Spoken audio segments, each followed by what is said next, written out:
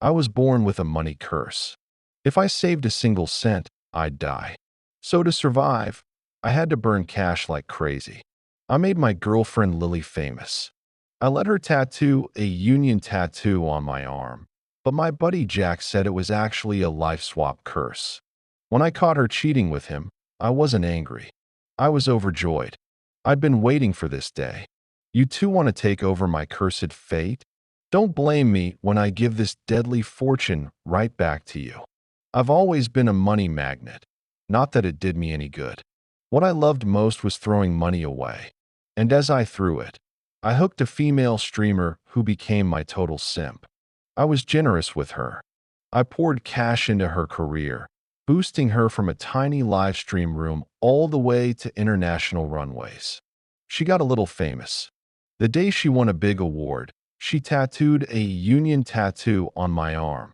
Her way of proposing, using ink instead of a ring. I was so moved. I showed the tattoo to my best friend Jack. That's not a union tattoo. That's a life swap curse. He's trying to swap your fortune away. I didn't want to believe him. But the next day, I walked in on my girlfriend tangled up with another man in my own bed. She didn't even look guilty. She kicked me out of the apartment. Jack called me a coward and said he'd get even for me. I just shook my head. My eyes probably looked insane. This is perfect. I'm not going to die. Someone's finally taking over my money curse. Ethan, have you lost your mind? What are you muttering about? Jack shouted. I looked up, forcing my emotions down. My fortune isn't easy to steal. Come with me to a lottery shop. At the lottery shop, I scratched off a whole stack of tickets, all losers. The owner shook his head. Kid, your luck is awful. Most people win at least something back. You can't even get a consolation prize.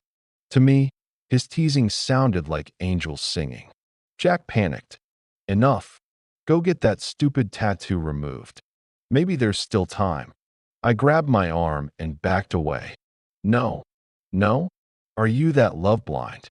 Jack stared at me in disbelief. Not exactly, I muttered. I couldn't tell him the truth. Ethan, are you an idiot? Do you know how powerful the life swap curse is? He pulled me aside and opened his phone. The picture on the screen was almost identical to the tattoo on my arm. Look, this is a black magic curse from the old country. Once it works, your fate swaps with hers. You have a fortune magnet's destiny. What does she have? A beggar's fate. You want to be a beggar for her. Jack loved studying weird occult stuff. I still doubted him. Are you sure? Fates can actually be swapped. He couldn't believe my reaction. Why don't you care? I almost blurted out the secret. But then I remembered my dead parents.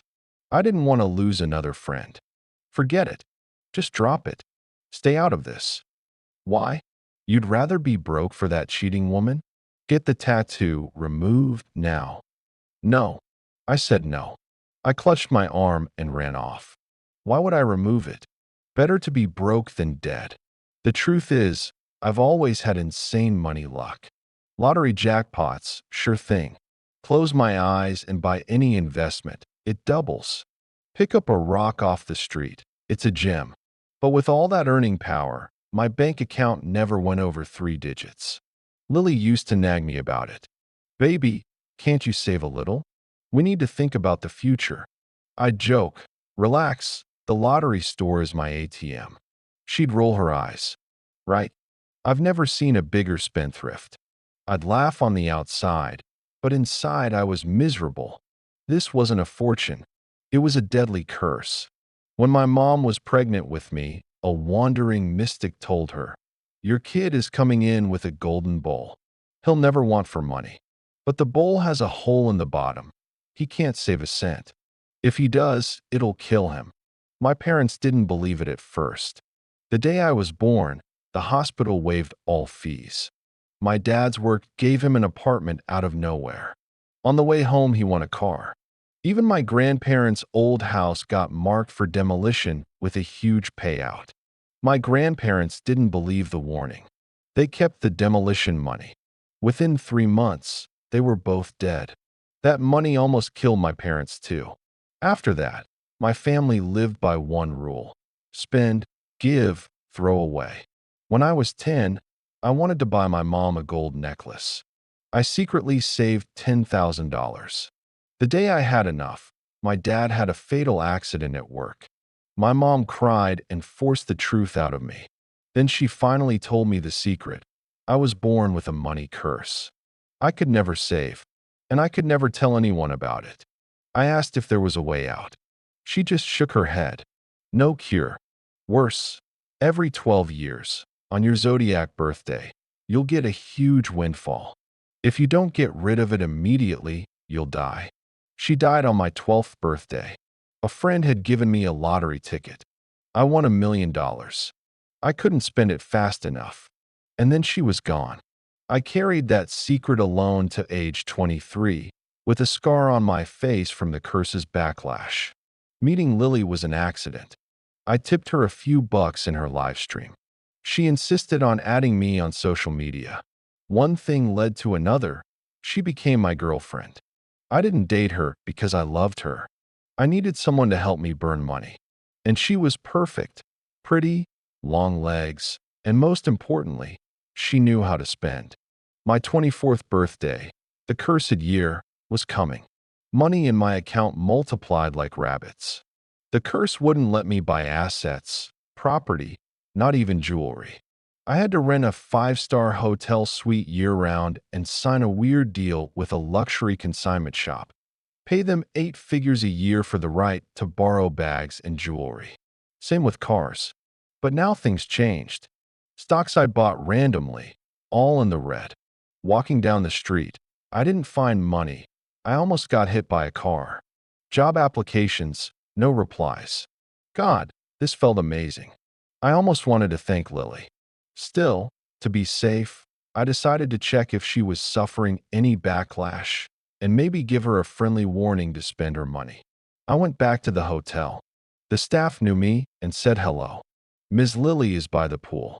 I headed to the pool. To my surprise, Jack was there too. He hauled off and slapped Lily hard across the face. I was stunned. Jack, I told you to stay out of this. Before I could step in, Jack said something that froze me in place. We had a deal. I was supposed to swap his fate. Why did you do it first?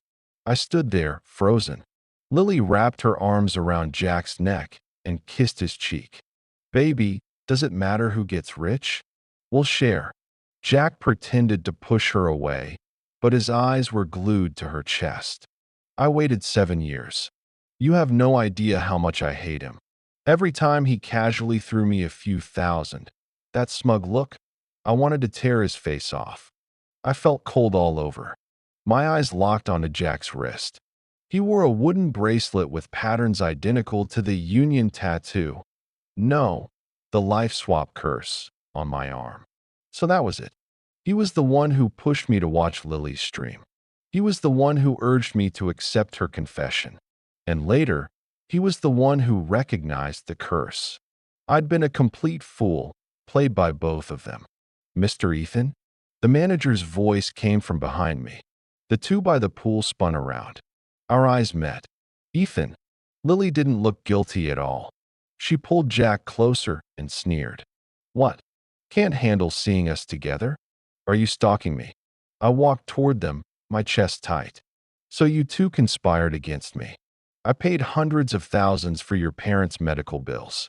I poured money and connections to get you from a live stream to international runways. And you saw all that as humiliation. What else? Jack snapped. You looking down on us, throwing scraps like we're trained dogs. Watching you burn through money we'd never see in 10 lifetimes. You have no idea how much that hurts. Stop it, honey. Lily patted Jack's back. The swap isn't complete yet, but it's irreversible.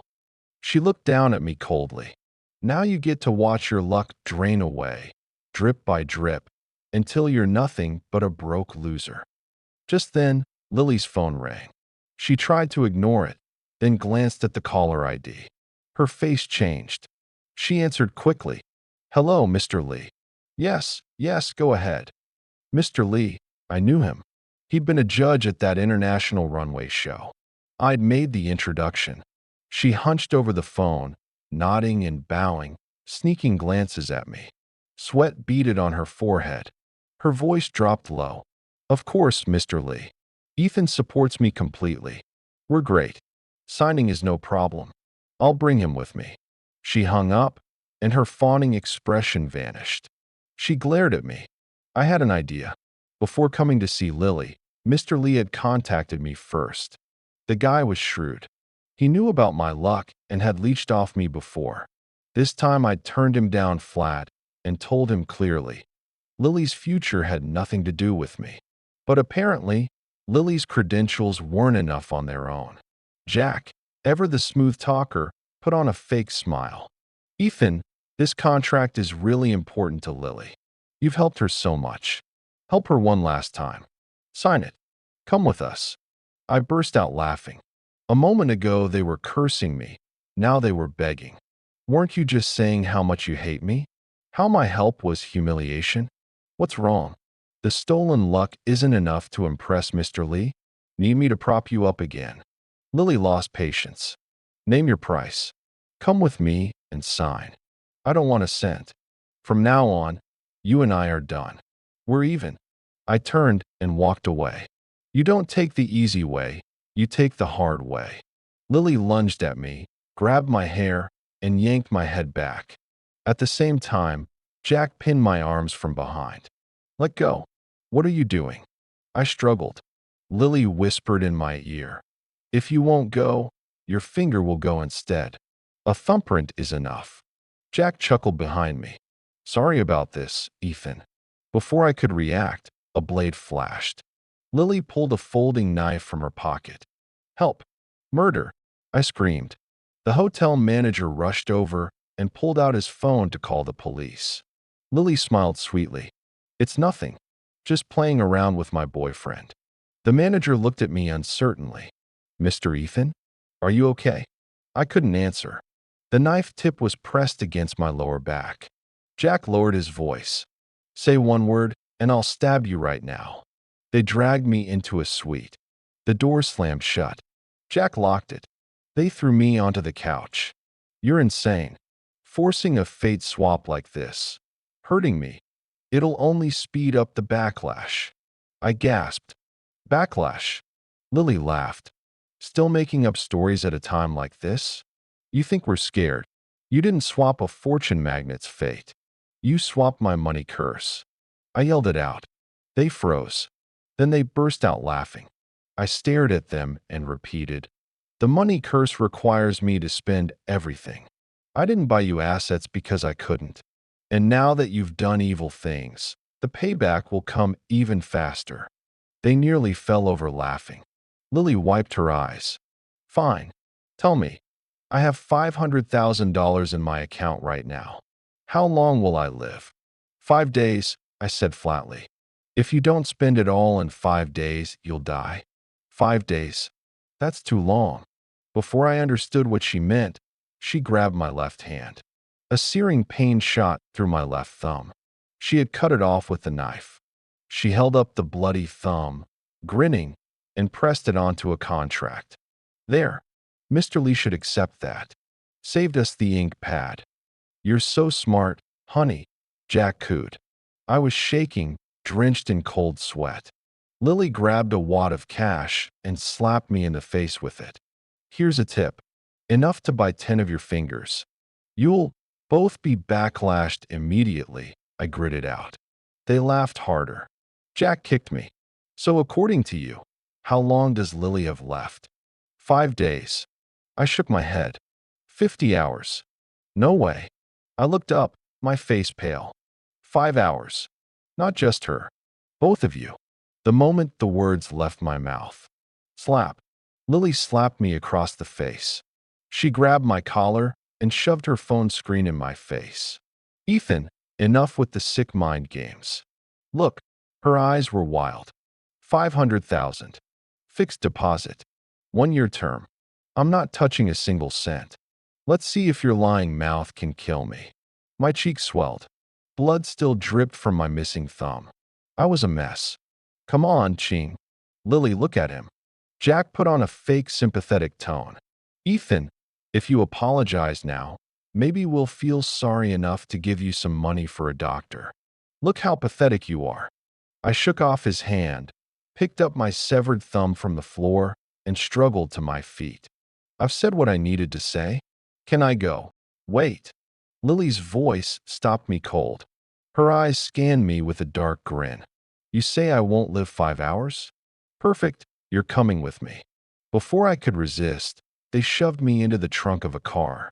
You're going to watch me sign that contract and live through those 5 hours just fine. Thud. The trunk closed. Darkness.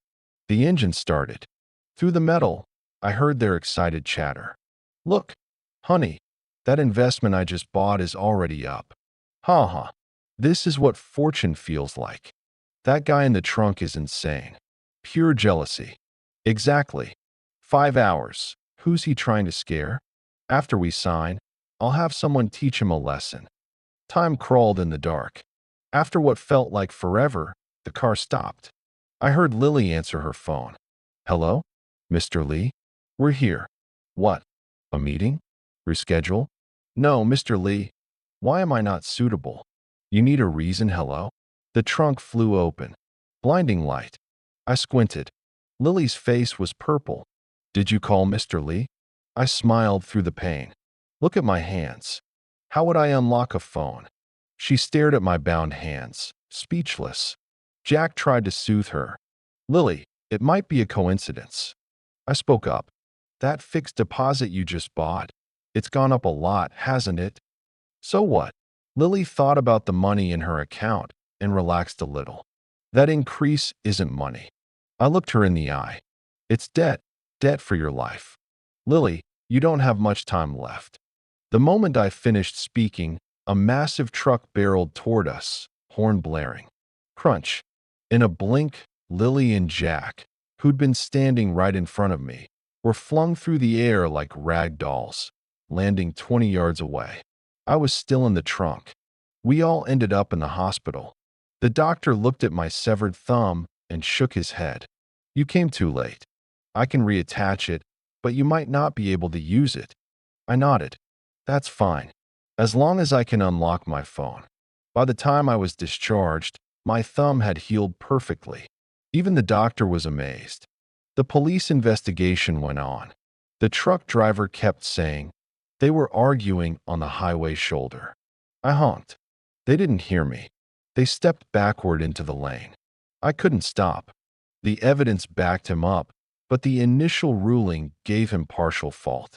Then Lily and Jack, barely alive, heard the ruling and were furious. They were about to appeal. But when the mediator mentioned that a man with a severed finger had been found in their trunk, they shut up fast. They knew that compared to any payout, the man in the trunk would send them to prison for years. The accident case quietly settled. But the police kept asking me why I'd been in that trunk, missing a thumb. I stayed silent. Not because I was scared, but because I had no proof. Besides, Lily and Jack had placed spies all around my neighborhood. As soon as they got out of the hospital, they were convinced I was behind everything. They threw money around, hired a bunch of thugs, and had them patrol outside my rental building day and night. The building had good security and cameras, so they didn't dare force their way in. But the phone threats never stopped. So what if the fate is cursed?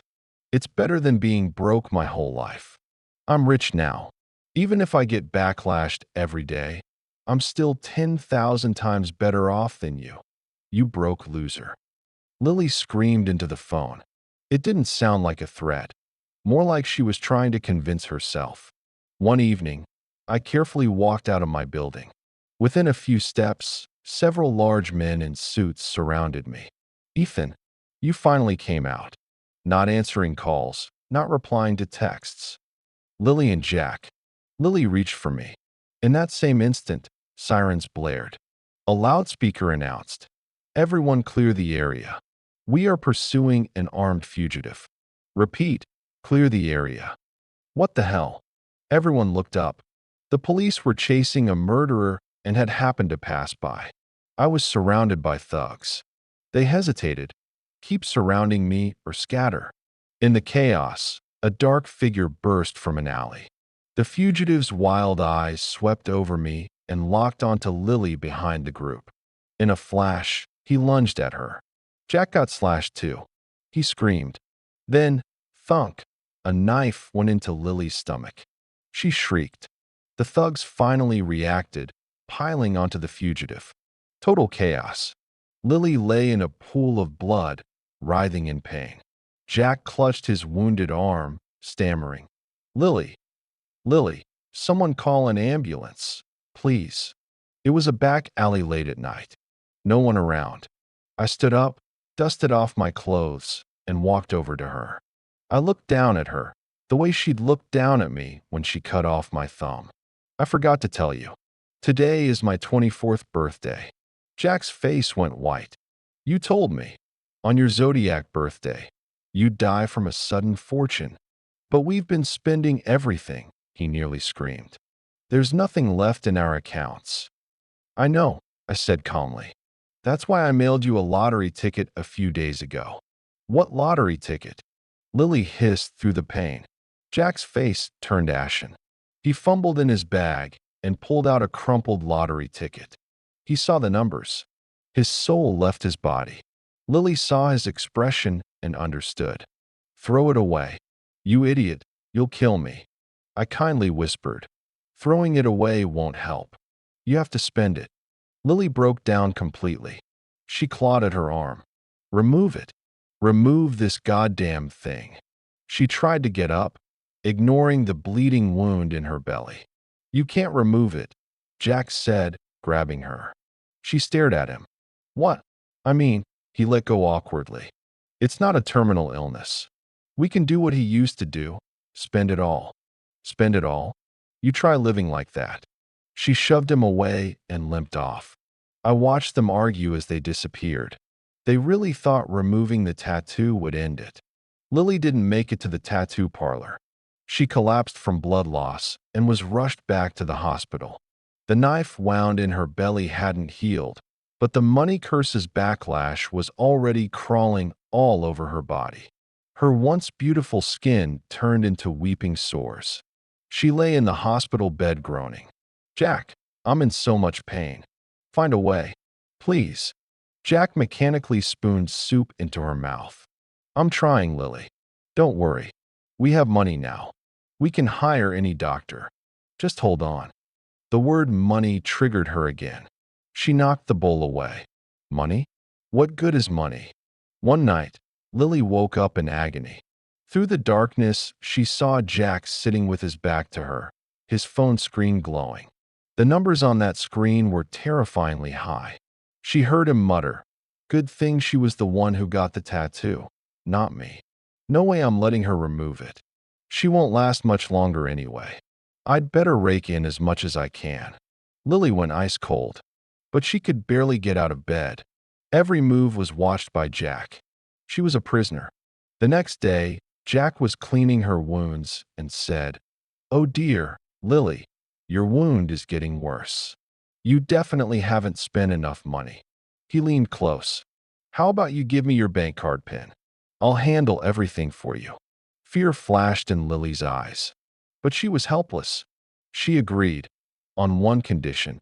He had to remove her tattoo. Jack got all her pins. He didn't take her to remove the tattoo. He started transferring her assets, waiting for her to die so he could run. He miscalculated. Within 3 days, the apartment he'd secretly bought burned down, along with all the luxury goods hidden inside. Then the private savings he'd siphoned off were inexplicably frozen by the bank. The bad luck that had been Lily's was shifting onto him. He walked down the street. A flower pot nearly brained him.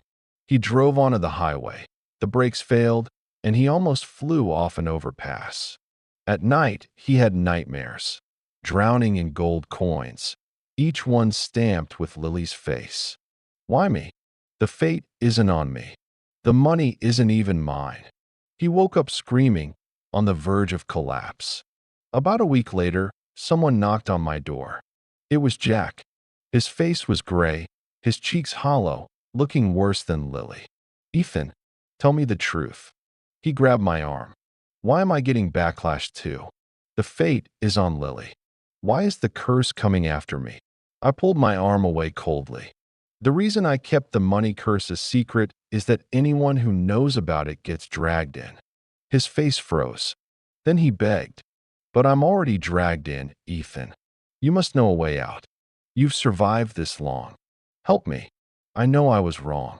He frantically pulled out all his bank cards and shoved them at me. I'll give you money. Every cent I spent. With interest. No, double. 10 times. I don't want it. I pushed the cards away. Then, under his pleading eyes, I gave him the answer he least wanted to hear. There's no way out. Ethan, you never warned us. You have some responsibility too. Are you really going to watch us die? How can you be so cruel? So heartless. I turned back and gave him one last look. I never warned you. I silently held up my reattached thumb. Jack went silent again. Ethan, you broke bastard. You'll die a horrible death. As he screamed curses, I walked downstairs without looking back. A beat-up van screeched to a stop in front of me. Before I could react, hands yanked me inside. The interior was dim. In the back sat a wheelchair. And in the wheelchair sat something that barely looked human. Hello, Ethan. Lily. The van drove for a long time and finally stopped. They dragged me out and pulled off my blindfold. An abandoned warehouse, thick with cobwebs. Jack, Lily, and the tattoo artist who'd done my ink. Only now he'd shaved his head and wore a bright yellow robe I didn't recognize, looking like some creepy cult monk. What are you going to do? I tried to stay calm. Jack stepped forward, tilting my chin up. Sorry, Ethan. I promised Lily I'd help her get rid of that cursed tattoo. He grinned. But I think removing it is a waste. Such a good fate. Let's give it back to the original owner. I saw the tattoo artist setting up his gun. Thugs closed in around me. I looked at Lily. She sat in her wheelchair, avoiding my eyes, silent as a stone. Do it, Jack said, stepping back. I closed my eyes. But the next second, the ropes binding my hands loosened. Then Jack screamed. Lily, what are you doing? Grab him, not me. Why am I tied to the chair? Jack was pinned to a wooden chair. Lily wheeled closer. She stared at him. What am I doing? The swap, of course. Flashback, a few days ago. While Jack was busy dealing with the fire, Lily found her way to my apartment. Just like Jack, she'd come begging for help. I'd ignored her the same way. Then her men grabbed me. Sorry, Ethan, I have no choice. I need to try the swap one more time. Cooperate. I didn't show any fear. I laughed. You think this is a battery? You can swap back and forth? I'll warn you. Swapping with me will kill you on the spot. She was stunned by my reaction. You know something, don't you? Please, Ethan. Tell me. I looked at her broken face and said quietly, there is a way. Whoever helped you steal it, go back to him. Back to the present. Jack thrashed in the chair. Lily, you're insane. This has nothing to do with me. It's him, Ethan's fate. Go after him. Shut up. Lily screamed, veins bulging. Don't think I don't know. You've been draining all the assets, waiting for me to die. I might have lasted a few more days. But you greedy bastard, you speeded up my death. I'm greedy. Jack shrieked. If you hadn't been greedy for his fortune, we wouldn't be here. You started the swap. You betrayed him. Now you're playing innocent. And you? How many years did you pretend to be his best friend while wishing him dead? You're the one who found the life swap curse. You're even more disgusting than me. Cornered and dying, they tore each other apart, shredding whatever was left of their dignity. Lily panted and turned to the tattoo artist. Start. The buzz of the needle. Jack thrashed, but the thugs held him down. A sedative shot into his arm. When the tattoo was done, Lily wheeled toward me with a fawning smile. Ethan, see? I did what you said. I gave this cursed thing back to him. Can you? Can you drop the charges at the police station? We can start over. Be good to each other. Here's what Lily didn't know. The day she came to my apartment alone, she didn't believe my advice. She wanted to try swapping onto me again, but I showed her some videos on my phone. Hotel footage of her assaulting me. Security camera footage of her cutting off my finger. The clip of her stuffing me into the trunk. I told her then, Lily, there is a way. If you spend your money properly, you might not die. But I have enough evidence to make your life a living hell, much worse than death. All the color drained from her face. Only fear remained. That fear was what cooked up today's dog-eat-dog show. Now, looking at her hopeful eyes, I said 3 words. Not a chance. Her smile froze, then twisted into rage. Get him, she screamed at the thugs. Then, sirens. Red and blue lights flashing through the warehouse windows. The door burst open. Armed police poured in. Police. Don't move. Lily was slammed to the ground, thrashing, her bloodshot eyes fixed on me. When did you call them? Does it matter? I looked down at her. More important, there's something I want to tell you. I crouched. The money curse wasn't swapped by your life swap curse. I swapped it myself. She jerked as if electrocuted. I smiled wider. I knew about your plan all along. I just let you have what you wanted. So, how was being rich? Ethan, I'll kill you. She fought like a wild animal, but the police held her down. With the complete evidence I provided, Lily was quickly convicted and sent to prison. She kept appealing, raving about money curses and life swap spells. No one believed her. Eventually, she was transferred to a psychiatric hospital. One day, inside the hospital, she dug up a box of gold bars from a corner of the yard. That same day, she was found dead, eyes wide open, gold bars scattered all over the floor. As for Jack, he went completely insane. He smashed every valuable thing he owned. He withdrew all the money from his bank accounts and burned it. Every night, he woke up screaming and checked his balance over and over, making sure it was 0. Spent it all. Spent it all, he'd mutter, then laugh and cry in his empty room. One day, he was handing out cash on the street. Suddenly, he screamed, "More money is coming," and ran straight into traffic. He survived, but he left both legs on that road. Now he lives in a second-hand wheelchair in a storage room of a subsidized housing building.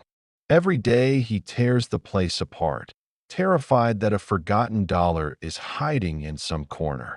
Where is it? Where is the money hidden? He never stops muttering.